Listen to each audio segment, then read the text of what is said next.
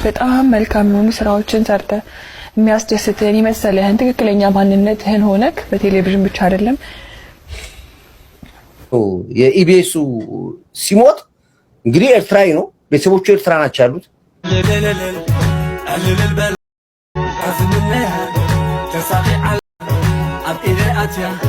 አንዳንድ ጊዜ አብሮኝ እንዳያለቅስ ፈልግና ሶሉሽኑን ይሰጠኝና ኢሪቴት ያደርገኛል። የፕሮግራም አስተዋዋቂ ዳናይት መክበብና አራት የሥራ ባልደረቦቿ በመቶ ሺዎች የሚቆጠር የዜጎች ገንዘብ በማጭበርበር ወንጀል ተጠያቂ። ሰላም እንዴት ናችሁልኝ ውድ ቻናሌ ተከታታዮች፣ እኔ ያለው ዛሬም እንደተለመደው እናንተ ተመልካቾችን ዘናፍታ ያደርጋሉ እንዲሁም ቁም ነገር ይገኝባቸዋል ብዬ ያሰብኳቸውን ወቅታዊና ሰሞነኛ ቪዲዮዎች ይዤላችሁ መጥቻለሁ። እስከ ቪዲዮ መጨረሻ ድረስ አብራችሁን ቆዩ። ከዛ በፊት ግን ቻናላችንን ሰብስክራይብ ያላደረጋችሁ ሰብስክራይብ እያደረጋችሁ ቤተሰቡን እንዲሁም ይሄን ቪዲዮ በላይክ ጀምሩት። ያላችሁን ሐሳብ አስተያየት ኮሜንት ላይ ጻፉልኝ። ወደ መጀመሪያው ቪዲዮ እንለፍ። እዛ ነው ሴቶች የሚወዱን ማማሰል ላይ ጎበዝ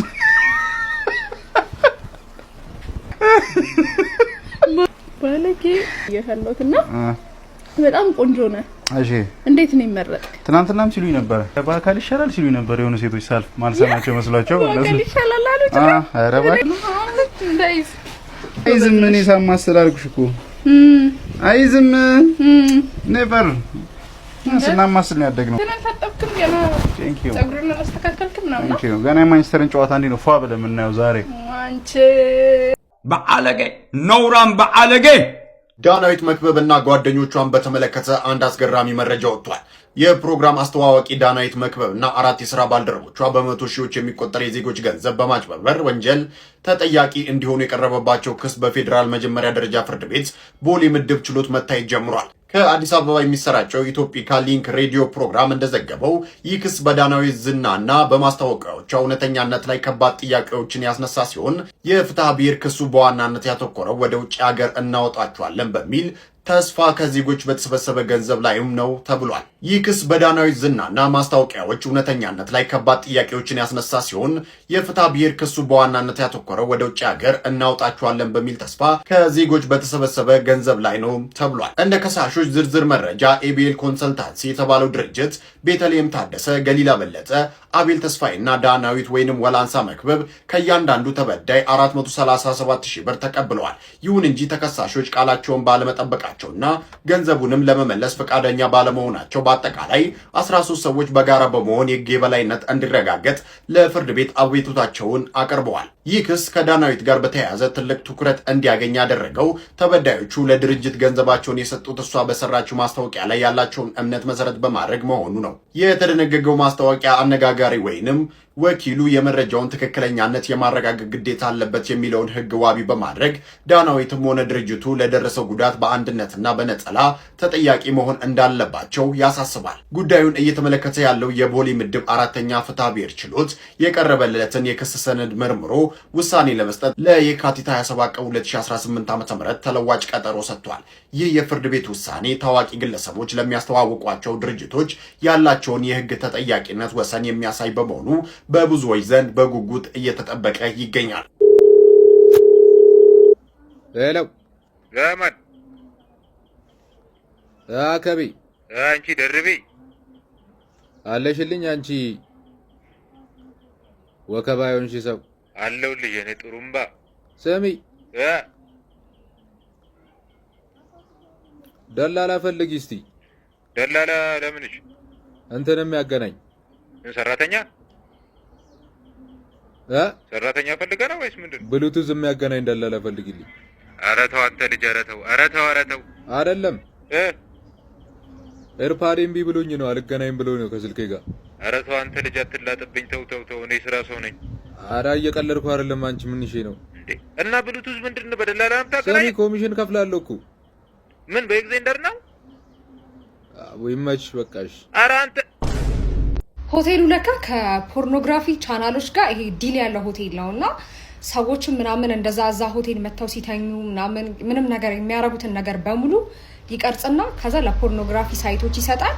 ከዛ ፖስት ይደረጋሉ ማለት ነው። ሰዎቹ ምንም ሳያውቁ ያለ ፈቃዳቸው በቃ አስቡት የፖርኖግራፊ ቪዲዮ ሰዎቹ ተቀርጸው ምናምን ፖስት ይደረጋሉ ማለት ነው። ኦ ማይ ጋድ ምን ያህል በጣም የሚዘገንን ነገር እንደሆነ መነግራችሁ እግዚአብሔርን። ከዛ እንዴት እንደታወቀ ልንገራችሁ። ከዛ እንዴት ታወቀ? ባልየው ፖርን ሲያይላችሁ የራሱን ቪዲዮ ፖርኖግራፊ ቻናል ላይ ማየት። አቤት ቅሌት፣ አቤት ውርደት፣ አቤት ውርደት። ስቲቷ ደግሞ ጭራሽ ታብዳለች። ሲጀመር አንተ ምልቶን ፖርኖግራፊ ላይ ቻናል ላይ ገባክ ምልቶን አየክ እንዴት ተፖሰተ ምናምን ብለው አሁን ክስ ላይ ናቸው ምናምን ማለት ነውና በየሆቴሉ እየሄዳችሁ እዚያ ሀገርም ሊመጣ ይችላል ይሄ ነገር አይታወቅምና በየሆቴሉ እየሄዳችሁ የምታረጉትን ነገር አስቡ። የምሬን ነው እያገናዘባችሁ። ፈይሳ አሁን አዲስ ወሬ አምጥቷል። ፈይሳ ሌሊሳ አትሌታችን ምን እያለ ነው ያለው? እኔ በፍጹም ሁለት ሰዎችን ብገጭም አንዱ እድሜው ከ50 በላይ ነው፣ አንዱ ከ45 በላይ ነው። ደግሞ መኪናውን እየነዳው የነበርኩት እኔ ሳልሆን ወንድሜ ነበረ ብሏል። ተጠያቂነቱን ወደ ወንድሙ ዞር አድርጎ እንደገና የሞተ ሰውም የለም፣ ይሄ የጠላት ወሬ ነው የጠላት ወሬ ነው። ለምንድን ነው ግን እንደዚህ የሚወራብህ ደግሞ ሲባል ይሄው አሁን እንደውም እያየሁት ነው ያለሁትና ለምንድን ነው የሚወራብህ ደግሞ ሲባል አይ እኔ መንግስትን ስለምደግፍ ነው፣ እኔ ብልጽግናን ስለምደግፍ የብልጽግና ፓርቲ አባል ስለሆንኩኝ ነው ብሏል። እኔ ምለው ብልጽግና ግን እንዴት ነው መሀይሞችንም አባል ማድረግ ጀመረ እንዴ? ብልጽግና አናግርህም ፍሬንድ፣ አንተ ልደግፈው ትችላለህ። ብልጽግና ግን አንተ አያውቅህም ጭራሽ። ኧረ በዩ ተመቸኝ። እና መጨረሻ ላይ በቃ ጠላቶቼ ያወሩብኝ ወሬ ነው። ያው ታውቆ የለ ከፖለቲካ ጋር በተገናኘ አይወዱኝም። ከፖለቲካ ጋር በተገናኘ አይደለም አንተን የማንወድ፣ አንተን የጠላን በአንዱ ዓለም ጎሳ ጉዳይ ነው። አዎ በቃ በአንዱ ዓለም ጎሳ ጉዳይ ነው። ሰው የተበደለ ሰው በወፍ ቋንቋ ለምን ትናገራለህ? አማርኛ ለምን ትናገራለህ? ስላልክ ነው የጠላን። ካንሲ ጅቢን ከናፊ በቃ ጅቢን ስከነ ከኑማ ማሊብ ከጅብዳት አኒ ወና ኤኑ ሚሴንሳ ፓርቲ ብልጽግና ዋንተ እርጅት ሲሩመዩ ሚሴንሳት አባልና አንተ ወይኔ መቀደድ ማንም አልጠላህም። በዚህ ማንም አታነካካን፣ ከብልጽግና ጋር አታነካካን። እኛ እዛው ራስህን ቻል። ፈይሳ ከነኛታ ውሸታም አትዋሽ። ደግሞ ትጠየቃለህ፣ በህግ አይቀርልም፣ ትጠየቃታለህ። አከሲ ቀበዱከን በሬፋዱ ቀበዱከን ሲዲፍ ኖሮ መዩ። እንግዲህ ከዚህ በፊት በቀነኒ ጉዳይ ይሄኛው አትሌት ብዙ ነገሮችን ሲል እንደነበረ ይታወቃል። እንግዲህ አንዷለምን ነፃ ለማውጣት ብዙ ርቀቶችን እየሄደ እንግዲህ በሶሻል ሚዲያዎች ላይ የቀነኒን ቤተሰቦች ራሱ እስከ መሳደብ ብዙ ነገር እስከ ማለት ደርሷል። ይሄ ነገር እንግዲህ መንግስት አጣርቶ ትክክለኛ ፍትህ እንደሚሰጥ ሙሉ እምነት አለኝ። ምን ትላላችሁ ተመልካቾቼ? ያላችሁን ሀሳብ አስተያየት ኮሜንት ላይ መጻፍ እንዳትረሱ። ወደ ቀጣይ ቪዲዮ እንላፍ። ባለፈው ዕለት እንግዲህ ሁለት ሰዎችን ገጭቶ በሕክምና ሲከታተል የነበረው አትሌት ፈይሳ ሌሊሳ ገና ከሕክምናው እንደተነሳ ምንም አታመጡም ወሬ ከማውራት ውጪ እያለ ይገኛል። አረ ፈይሳ አራፍ ልተካል፣ ተረጋጋ፣ አራፍ ልተካል። ይህም እኮ የደረሰብህ እኮ የነቀነኒ ቤተሰብ ሐዘን እንባ ተጨምሮ ነው። አንተ በዚህ ሰዓት ተነስተ ያዳነን ፈጣሪ ማመስገን፣ የገጫቸው ሰዎችን ጤንነት መጠየቅ ሲገባ እውነቴን ነው ምልክ በዚህ ልክ ተነስተ ድጋሚ ንቀትን ታሳያለህ አላልኩም ነበር። አረ ፈይሳ ተረጋጋ፣ ግድ የለም የሚመክር ሰው የለም፣ እንደው ዘመድ ወገን ምናምን የለህም። ትንሽ አፍልተካል። እውነቴን ነው ፈይሳ፣ ፈጣሪ እያስፈሳክ እንዳይኖር ነው እኔ የምፈራው። ፈጣሪ እያስፈሳክ እንዳይኖር ነው የምፈራው። ይሄ ጥጋብ ግን ይበርዳል፣ የጊዜ ጉዳይ ነው። እውነቴን ነው ምልክ ትንሽ ብትረጋጋ ግን መልካም ነው። ይልቁንስ አሁን ፈጣሪን አመስግን። ከዚህ ጭርምትምት ያለ መኪና ውስጥ ወጥተህ ራሱ ሊያስተምርክ ድጋሚ ሁለተኛ እድል ሰጥቶካል። ስለዚህ ምናልባት በዛኛው ካልተማርክ የባሰ እንዳይመጣብክ ራስህን ጠብቅ። ሌላ ምንም አይደለም።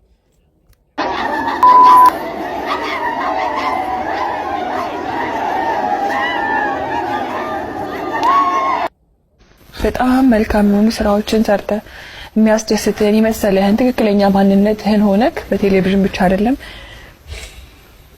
በዕለት ተዕለት ህይወትህም ስላሳየን እናመሰግናለን። ራስን መሆን ምን ያህል ነፍስህን ይማረው ብሎ ቁጭ ብሎ እዚህ ማውራት በጣም ከባድ ነው። እውነቱን ላይ አይመስለኝም። እግዚአብሔር ነፍስህን ይማር።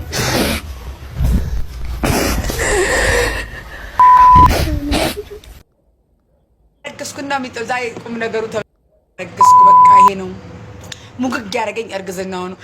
የዛሬ 20 ዓመት ተቀጠረ የሰራበት አረገዝኩ ብዬ ደውለታለሁ። ወደቀች በሳቅ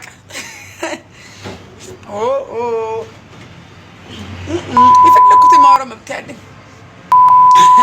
አሁን አባው እስቲ ደስ አባጣል ጣል ኮንግራ ብለህ ጣልጣል አድርጉ ትላችሁ እንኳን አንዳንድ አባል ጣላችሁልኝ ጆዬ እንደዚህ ለማርገዜ የጾም መያዣ ግን አልያዝኩኝም። ሐኪም ስቶፕ አድርጊ አሁን ግንኙነት እንዳታረጊ ያለኝ እንቁላሉ አርፎ እንዲቀመጥ ተስፋ ምን ያርጋችሁ እንዴ? ምን ያርጋችሁ ተስፋ ምን ያርጋችሁ? ዘርዝራችሁ ልበሉት ነው እና ወረደ ወደ ከሱ ላይ ዳይለኝም እኮ እሳይ ያርገሽ ነው የሚለኝ በአለገ ነውራም በአለገ አታ በአለገ ህዝቢ ነውራም ብላሽ ወገን ሃለ ዘግድ ሸካ አሁን ባልታዛሪ ባንድ መንጎል ነግራችሁ ነው ዛሬ ጨፌ ኦሮሚያ ጨፌ ማለት ኢትዮጵያዊው ባልታዛር ገመቹ ደበላ ፎቶ ያየው ነበር። የተወሰኑ ፎቶዎች ያየው ነበር። ከባልታዛርም ያስነቃሉ የሚደሙ ቪዲዮቹም አለ የተባሉ ነው። የተወሰኑ ቪዲዮዎችን እናያቸዋለን። እንግዲህ ግን ፎቶአቸውን አይቼዋለሁ። የሚገርም ሰዎች ነው። የሚገርም አይነት ቆሻሻ ሰው ነው። የገማ ሰው ነው። ልጅቷ ተሳቃለች። በጣም እንደፈራች ታስታውቃለች ምናምን የቢሮ ሰራ ምንም የሚቀረው የቢሮ ተስተናጋጅ የቤት ሰራ የሚቀረው ሰው የለም። ሰውየው አቶ ገመቹ ደበላ የጨፌ ኦሮሚያ ተመራጭ በስልጣኑ ተመክቶ እያስፈራራ ነው የሚያደርገው። እንደውም ጭራሽ አሁን አመልጧል ተባለ። እስኪ አመልጥ የት ነበራችሁ እናንተ? ሲጀመር ይሄን ነገር ካወቃችሁት አሁን የአፋልጉኝ ማስታወቂያ መታወጡት የሴቶችና ህፃናት ሚኒስቴር ዶክተር ኤርጎጌ ተስፋዬ ስራዎት ምንድነው? ለምንድነው ወይ ደግሞ በቃኝ በቃ አልቻልኩም ብለው የማይለቁት? ይሄ ስራ እኮ የእርሶ ስራ ነው። እንግዲህ ይሄ ይፋ ወጣ እንጂ የሳቸው በስቶ አጉል ባልታዘር ተጫውተው ጉዱ ወጣ እንጂ በየጓዳው ደግሞ ምን አይነት አጸያፊ ተግባር ነው በሴቶች ላይ የሚካሄደው? እኔ ፎቶውን ቪዲዮ ሰርቼበት ፖስትቼው ነበረ። ቫዮሌሽን ብሎ ስላወረደብኝ ነው ፎቶ። በጣም ቆሻሻ ሰው ናቸው ሰውየው የእንትን አቶ ደበላ እና ሴቶች በዚህ ነገር ላይ ወጥራችሁ መቃወም አለባችሁ። እንደዚህ አይነት ቆሻሻ ተግባር የሚፈጽሙ ሰዎችን መቁረጥ ነው። አሁን ካገኛችሁት የዚህ ሰውዬ ቁረጡለት በቃ። በጣም ባለጌ ሰው ነው። እንደ ባልታዘር እስር ቤት መግባት የለበትም። የሞተ ሰው ነው። ለማንኛውም ፎቶውን እዚህ ቫዮሌሽን ብሎ ስላነሳብኝ ነው እንጂ ለቀው ነበር። እኔ ችግር የለብኝም። ኢዲየስ ነህ ግን አንተ። አይኔ ያየ እኔ በህይወት ቆሜ ማሜ ሞጣን አታሸንፈው እየሰደበኝ ራሱ ሰጠዋለሁ። የሚገርምክ ነገር አንቺ ክፍት ቂጥ አትስጭኝ አልፈልግም እያለ ካንተ ጋር ከተጫወተ አወርድለታለሁ። እንዳሰጭኝ አልፈልግም እያለ ራሱ ለማሜ አወርድለታለሁ። ካንተ ጋር ከተጫወተ እየሰደበኝ አልኩክ። ይኸውልህ እንግዲህ እየሰደበኝ እንዳሰጪ አንቺ አለሌ አንቺ ጅራሬ እያለ ራሱ ካንተ ጋር ከተጫወተ ሰጠዋለሁ። ስልክ እመነኝ እበቀልሻለሁ። የታባን የምትበቀለኝ አንገት ላይ ነው የምቆመው። በጆከር ጌም እኮ ጫማ ተለካክተክ ልክ አስገብቻለሁ። አንተ ማሜ ሲምፕል ኤንድ ኢዚ ከሰው ጋር ጌም ስትጫወት በዛኛው ሳይድ እኔ ካለው ሊቭ ዘጌም ለቀብር እንኳን እድል የላቸውም ኤርትራውያኖች። ለቀብር ነው እድል የላቸው እኮ። ይኸው ተመልክቶ ዛሬ ማን ነው የኢቢኤሱ ሲሞት እንግዲህ ኤርትራዊ ነው። ቤተሰቦቹ ኤርትራ ናቸው ያሉት እናት አባቱ። ቀዩ ኤርትራ ሄዶ መቀበር አይገባም ነው የተባለው። ሬሳቸው እንኳን አይገባም። የተቀበረው የት ነው? በክብር አዲስ አበባ ነው የተቀበረው። ኢትዮጵያ ነው የተቀበረው። የኢሳያስ አፈወርቅ ግፍ ገሏቸው እንደወጡ ከሀገር እንደተሰደዱ በሀገራቸው መኖር እንደማይችሉ መቀበር እንደማይችሉ ያውቁታል። ከኤርትራ መውጣት ማለት ወደ ገነት መግባት ማለት እኮ ነው። ከገሃነም መውጣት ነው የሚሉት እነሱ ራሳቸው ሲያወሩ። አትላንቲክ ኦሽን 10 ሆነው ይሄዳሉ። 8ቱ ይበላቸዋል አሳ፣ 2ቱ ነው የሚወጡት ወይ አንዱ ነው የሚወጣው። ላይወጡም ይችላሉ። እንደዛ ተሰደው እንደዛ ጓደኞቻቸውን ቀብረው አሜሪካን ገብተው አሁንም ያሰዳጀውን ኢሳያስ አፈወርቅ ይወዱታል። ውጭ ነው የሚወዱት። ኤርትራ ህዝብ ግን እንዳለ ታፍኗል በሻቢያ። ሰላሙን ጭቅጭቁን ከዚህ ከፌስቡክ መንደር ላይ ከቲክቶክ መንደር ላይ እንግዲህ ፈጣሪ ያንሳልን። አሁን የጾም ወቅት ነው እንግዲህ ፈጣሪ መለመን ብቻ ነው ይሄን ነገር እንዲያነሳው እንጂ ኢትዮጵያ ውስጥ በየቀኑ በየዕለቱ በየሰዓቱ እንግዲህ ብዙ አዳዲስ አጀንዳዎች ይፈጠራሉ። ይሄን ነገር እንግዲህ አይቶ እንዳላየ ማለፍ ነው።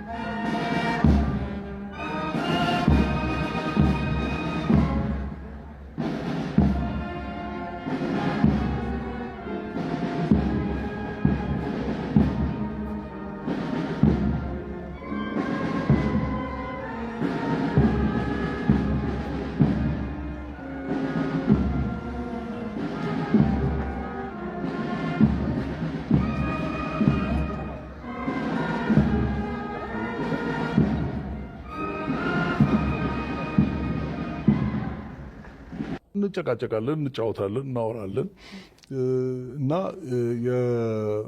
ሁል ጊዜ የሚደንቀኝ ነገር አሁንም ባሰብኩት ቁጥር የማስታውሰው ሶሉሽን የመስጠት አቅሙን ነው። አሁን እንዲሁ ስንወያይ እንደዚህ ሆነ ነው። አንዳንድ ጊዜ አብሮኝ እንዲያለቅስ ፈልግና ሶሉሽኑን ይሰጠኝና ኢሪቴት ያደርገኛል።